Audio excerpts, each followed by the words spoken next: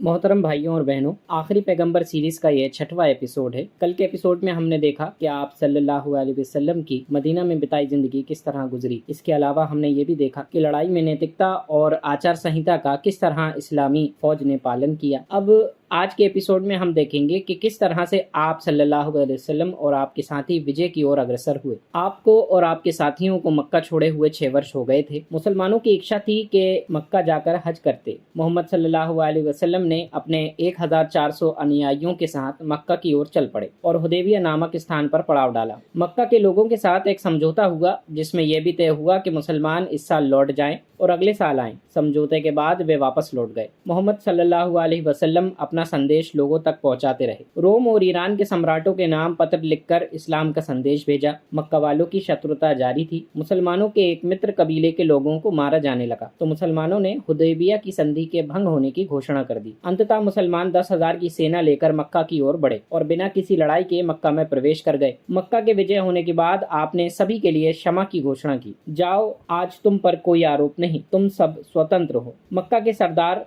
जो अब तक आपका विरोध कर रहे थे कहने लगे, निसंदेह आप अल्लाह के रसूल हैं, देश पर विजय प्राप्त करने वाले राजा नहीं हैं और आपका संदेश सत्य का संदेश है। आप सल्लल्लाहु अलैहि वसल्लम ने अपने वक्तव्य में कहा, हाँ सुन लो हे कुरैश के लोगों, अल्लाह ने अब अज्ञानता पर फूलना और वंश पर गर्व करना सब समाप्त कर दिया है। सब लोग आदम की नस्ल से हैं और आदम मिट्टी से बने थे। तो इस तरह आपने देखा कि इस्लाम की पुरजोर मुखालिफत विरोध होने के बावजूद भी अल्लाह के रसूल सल्लल्लाहु अलैहि वसल्लम और आपके साथियों ने विजय प्राप्त की। एक बादशाह, एक राजा की तरह जब आप मक्का में प्रवेश करते हैं तो वहाँ कोई खून खराबा नहीं होता, किसी की जान नहीं ली जाती है, किसी को मारा नहीं जाता है, बल्कि जिन लोगों ने मुसलमानों का कत्लेआम किया, मुसलमानों पर जुल्म ढाए, उन पर सितम ढाए, उन्हें उनके घर वालों से दूर किया, उन सब को आपने क्षमा याचना दे दी। यही इस्लाम है, यही इस्लाम की शिक्षाएं हैं और इस्लाम इसी तरह पूरी दुनिया में